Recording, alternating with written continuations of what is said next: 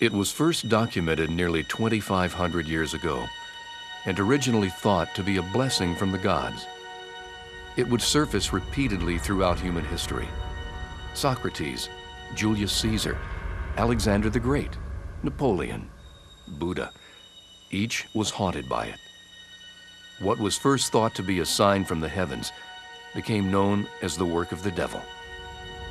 It is said that everything that could pass through the gullet of man was used to treat it. In some areas of the world, burning the bottoms of the afflicted's feet and exorcism were considered reasonable treatment.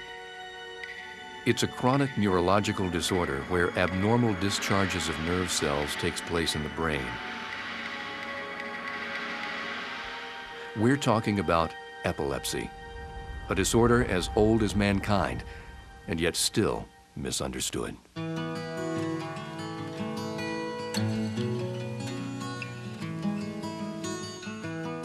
Webster's New World Dictionary of the American Language defines epilepsy as a chronic nervous disease characterized by convulsions and unconsciousness. Technically correct, but this definition lacks the sensitivity to the subtle intricacies and nuances that distinguish epilepsy from other acute disorders that have specific causes, specific symptoms, and specific treatment. Dr. Kiffin Penry, often referred to locally as Mr. Epilepsy, has made the subtle intricacies and nuances his life's work and is recognized internationally for his innovation and relentless pursuit of quality epilepsy treatment. He was the recipient of the 1993 American Epilepsy Society Milken Family Medical Foundation Epilepsy Research Award, the Epilepsy Foundation of America's Distinguished Service Award, the Epilepsy Foundation of America's Pierce Bailey Award, just to mention a few. Dr. Penry enjoyed a distinguished record of service as the chief of the epilepsy branch of the National Institute of Neurological and Communicative Disorders and Stroke, and was the subject of an ABC television movie depicting his struggles to get new anti-epileptic drugs approved for use in the United States. Dr. Penry emphasizes that epilepsy is a complex neurological disorder, which is too often approached in the medical community by treating the symptom without understanding the disorder. It's the fact that epilepsy is so complicated in seizures that it takes a special effort to know all of the nuances and all of the specific types, so that the average neurologist who's trained to treat 600 diseases and disorders of the nervous system is not specialized in epilepsy. The epilepsy is more than just a seizure. And when you do that, then you can treat it much better because you understand the whole mechanism. Kristen Freshwater is an epileptic. She has a rare type called childhood juvenile absence. Her 10-year struggle with epilepsy is characterized more by her struggle with treatment than with the disorder itself. I was on the Dilantin for 6 years, and at the end of 6 years, the doctor I was seeing at the time decided that he had misdiagnosed me, and he wanted to place me on a different medication because of the side effects I was having from Dilantin, the gum overgrowth, and he said the bones in my face would start to protrude, and I would have very coarse skin, which he'd never told any of us this before. He didn't tell us till after the 6 years that my IQ scores had lowered, and I was really sluggish during this time, and it was just a really hard time in my life going through adolescence and everything to have all these other side effects happening to me. So he decided that, told my parents, I'm sorry I misdiagnosed her, I'm going to place her on a different medication. He placed me on Tegretol, which Tegretol actually causes people with my type of epilepsy to have grand mal seizures. He told my parents he had misdiagnosed me. He was sorry.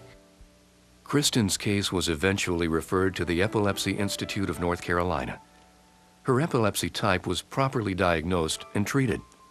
She is now seizure-free, and as importantly, she was given back her life. Kristen entered college, enjoyed an active 4 years as a cheerleader, and graduated in the School of Nursing. She is working in a neurological unit of a hospital and works primarily with the treatment of epileptic patients. Kristen Freshwater is not an isolated case. Similar cases of misdiagnosis, incorrect and over-medication are common. Debbie Kincaid had her first seizure at the age of 9.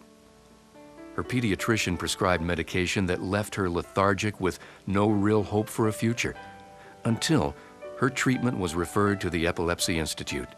Well, it happened several years ago that Debbie was the babysitter, and they noticed they couldn't explain what she had, and they knew something was wrong. So we had her checked by the doctor and found out she'd had a grand mal seizure. So her pediatrician automatically put her on medication.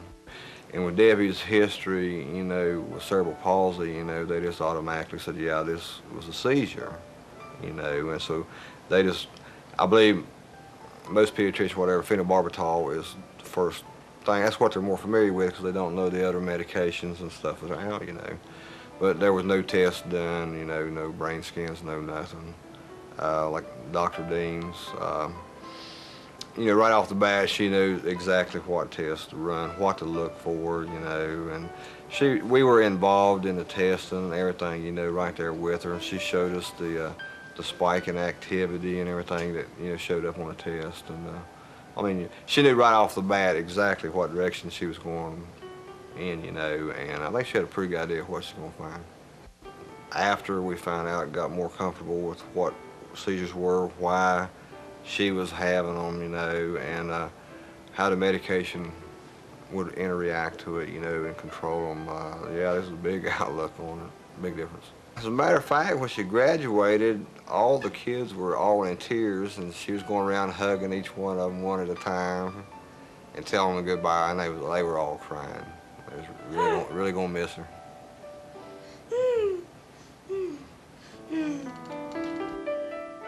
Beth Bauer is perhaps the case which best demonstrates how tragic the incorrect treatment can be.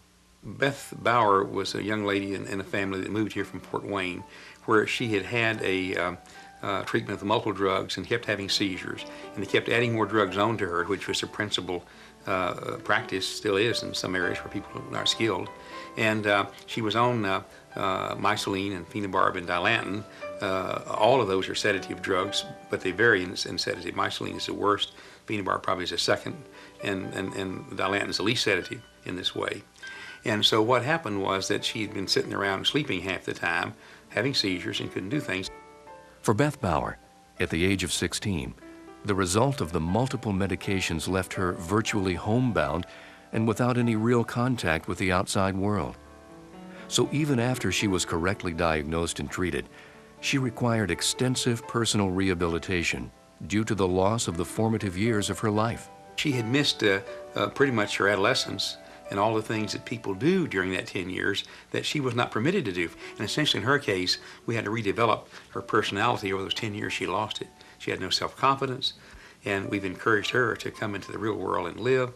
And she's got to where she's reading books and doing things, and she's essentially tried to make up for 10 lost years.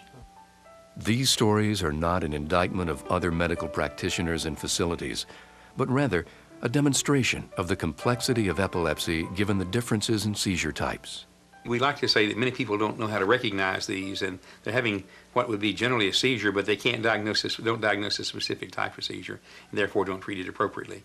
The examples of Kristen Freshwater, Debbie Kincaid, and Beth Bauer are real-life demonstrations of the misunderstanding within the medical community regarding the treatment of epilepsy. The creation of the Epilepsy Institute of North Carolina was a response to the problem. It was conceived by Dr. Penry and is operated by Dr. Christine Dean as a safe haven for people suffering from epilepsy, a place where comprehensive analysis of seizures, correct medications, broad-based treatment, and education would lead to control of the disorder and quality of life for epileptic patients. It takes time to develop the case, and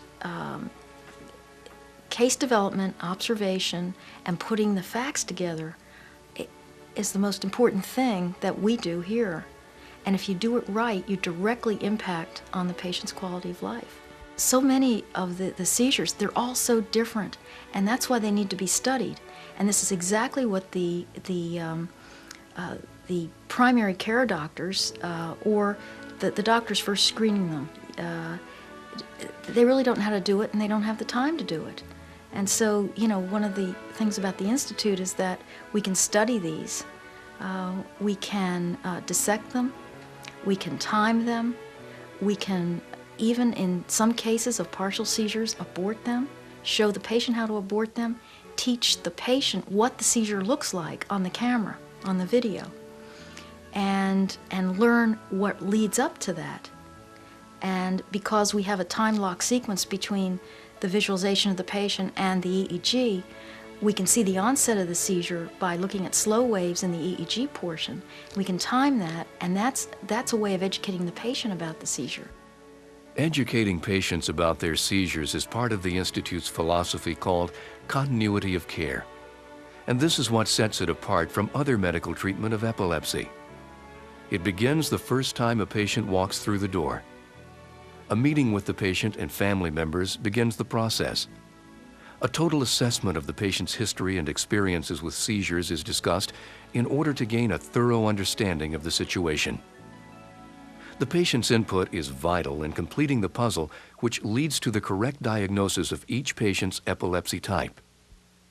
During subsequent visits, a patient will undergo outpatient monitoring with a video EEG, a revolutionary device pioneered by Dr. Penry.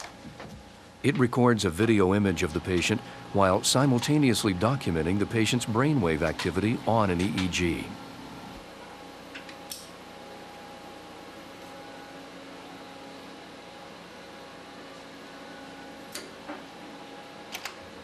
Outpatient monitoring can take up to 6 hours to complete.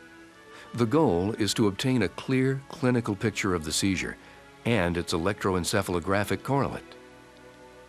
Outpatient monitoring provides an objective account of each patient's seizures and seizure origin.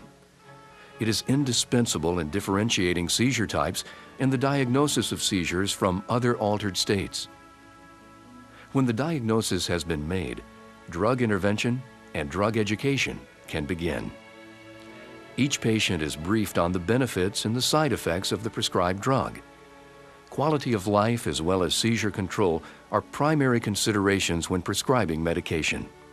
They will take what you say at face value because you are the doctor, and this just isn't good enough. You need to have a dialogue in which they become their own doctor. And that's, we ask them at some point, or we let them know that they are to participate in this. It's a process. The process from the door to going out the door completely seizure-free. You're only 1/3 there. Now you've got to keep them seizure-free. And keeping patients seizure-free requires an active role on the part of the patient. Proper medication, dosing, and scheduling can only be effective with the patient's cooperation. In addition, changes in lifestyle are often recommended. Stress, lack of sleep, alcohol consumption are factors that can often trigger a seizure. So patients are counseled on lifestyle modification that can aid in seizure control. The goal is to provide each patient with the information and techniques they need to keep their lives in balance and to give them the confidence they need to monitor themselves. A lot of patients that we've had for years are so good at managing their drugs, they actually will call us. They'll call us, instead of coming in, they'll call us. And they'll tell us, well, I didn't attend the appointment last month because I knew what to do. That's the ultimate. Patient follow-up is the final step in the process. During these sessions, patients will undergo a minor physical exam, including blood testing and EEG. Then they will meet with a doctor to discuss changes in their condition or their lives and how they have adapted in order to remain seizure-free. It's a time to review the patient's progress and discuss anything on the patient's mind. I think the reason they come here is they know that we know who they are. This is what makes the Institute different. They intermingle so well with each other, even if they don't know each other. They perceive that they're all kind of in the same boat. It's just a very different thing. I never see anyone upset because we took a patient out of turn. I've never seen that here. And yet you see that everywhere else I've been. Everyone seems to understand that the little girl in the wheelchair that's having the seizure gets to go in there, We have no It's like a clinic without walls. It's the strangest thing. We have no barriers. They know they can walk in any time, and they can also call any time. To be available to patients is vital to their success. For this reason, the Institute also has a nurse clinician on staff to work with patients. The nurse is specifically trained in the treatment of epilepsy and is available at any time to take phone calls from patients with questions or problems. Patients can call 24 hours a day, 7 days a week, and always talk with someone who is familiar with them and their case history. The vision of continuity of care is a reality at the Epilepsy Institute of North Carolina and is unparalleled in the medical community. It's a philosophy driven by ongoing research with new and experimental drugs for the treatment of epilepsy. It's a commitment to self-help by providing support group counseling for patients and families of epileptics. It's a commitment to doctor education, providing continuing education seminars to advance the awareness and treatment of epilepsy within all the medical community. But most of all, it's a philosophy driven by a desire to contribute to the quality of life for epilepsy patients, to provide every opportunity for a productive life filled with confidence and motivation for the future. My feelings about the Institute is basically they've given me my life back.